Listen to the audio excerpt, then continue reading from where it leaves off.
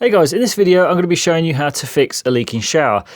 Unfortunately, I forgot to actually record the shower leaking, but you're going to take my word for it. There was water constantly dripping out of the shower head, which was causing my client no end of annoyance. So we've got to figure out what the problem is here.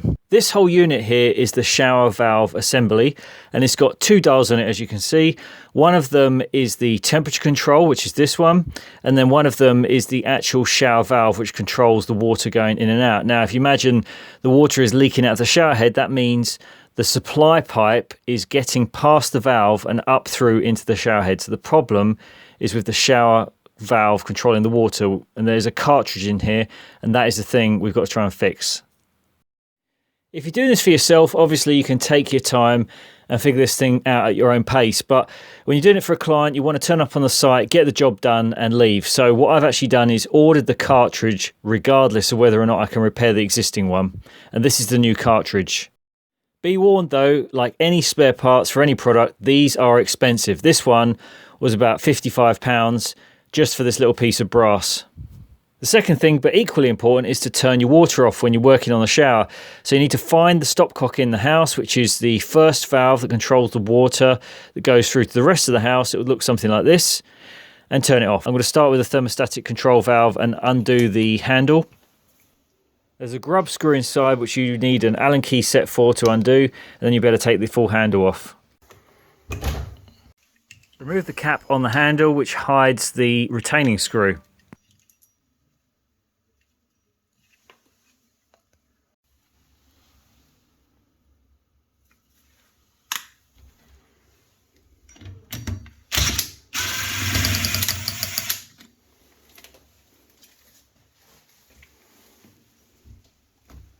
Now on first attempt at trying to remove the handle, it does not want to come off. This valve has a back plate. Often there's silicone to the wall for extra water tightness, but in my case it's got a rubber seal on the back and it can just be popped off.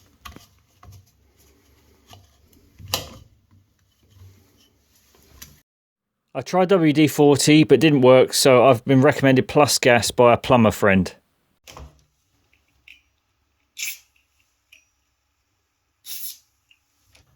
Okay, so that didn't work. We're going to have to up the ante a little bit here. Just a gentle tap with a hammer might loosen it up.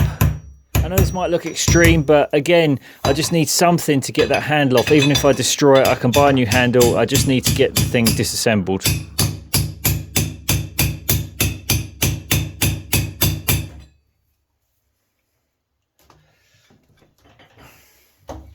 Okay, well that didn't work, so I bought myself a tap head puller and also a bearing puller. The reason I bought the bearing puller is because it looks a much more heavy duty item than the tap puller. But the problem is the screw tip is actually too big to fit inside that tap handle, so it's not going to work. The only way I found I could do this is to put a clamp on it to hold it against the tap because it kept slipping off. It's not really designed for this kind of tap head.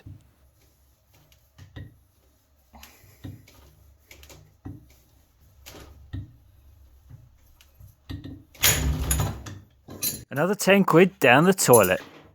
Well, my experienced plumber friend said just use brute force or gentle persuasion with a hammer, whatever you like to call it. I'm left with no other choice now but to cut it off. I don't see any other way of getting this valve off.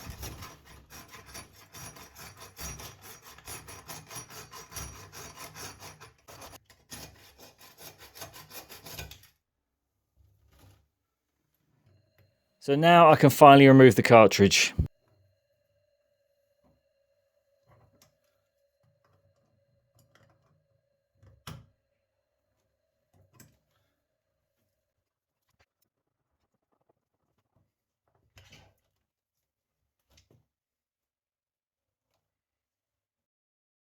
Looking inside the elbow joint, it doesn't actually seem to be anything wrong in there. But looking at the cartridge, you can now see the problem. The washer at the back has perished, and that's why water is getting past the shower valve. But hang on a minute, these two cartridges look completely different. Well, I'm sorry to say, but this is a very common occurrence. I actually contacted Bristan, which is a big manufacturer of showers, and asked them specifically what cartridge I needed for this shower, and they told me this one. I couldn't see which cartridge it was. There was no manual, and they sent me, well, they've had me buy the wrong one. Fingers crossed it's going to fit anyway, but this is very typical of showers. You've got to be so careful. Now you're going to want to apply some plumber's grease or silicone grease to the washers and the O-rings.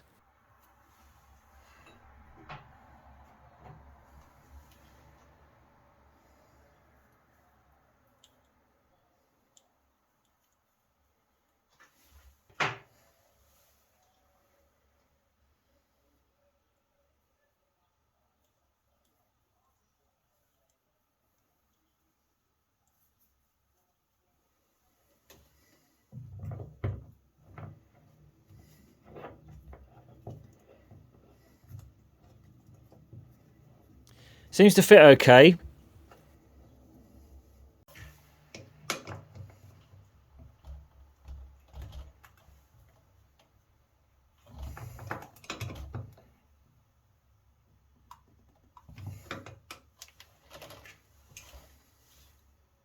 Now we need to tackle the tap head, which has got that piece of cartridge wedged in the end of it. First thing I want to do is get rid of the retaining screw so I can actually get this piece out. I'm going to have to drill it out.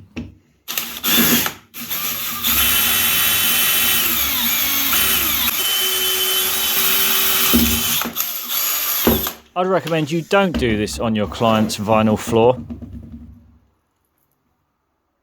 And now I'm going to have to use a punch to knock out that last remaining piece of brass in the end of the tap. Now probably limescale or some other super hard mineral is built up on the inside of the splined tap, so I'm going to have to use a hacksaw file to scrape it all out. I wouldn't bother trying to use some anti-limescale or descaler. Just wouldn't even touch the sides with this thing. It's probably so hard, so we're going to have to actually saw it out.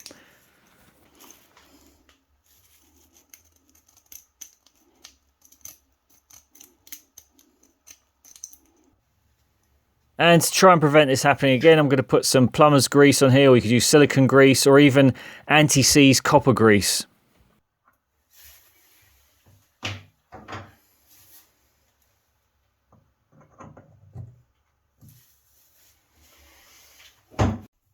So I've reassembled it all back together. The top shrouds were threaded onto the original cartridge, so there's nothing for them to thread on now. They're just sitting in situ, but they are sitting inside a rubber seal, so fingers crossed no water should get behind.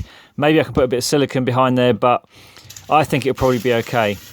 I did go back to Bristan and ask them why they'd sent me the wrong shower cartridge code. They actually ended up saying that the model is so old they didn't know what the valve was anymore. It seems pretty poor for a big company like this. They surely must have records going back. But anyway, I think this is a dead-end road. I'm not going to get anywhere with them, and at least the shower is working.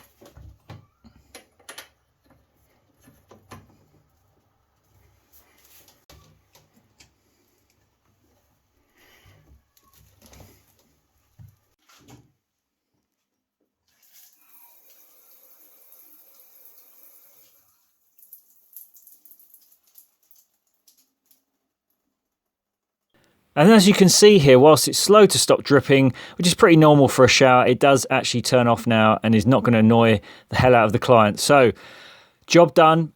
Hope this was helpful for you guys. If you like the video, please hit the like button and subscribe. We're making more videos on repairs, sustainability, EVs and so on. So we'll see you on the next one. Cheers, bye.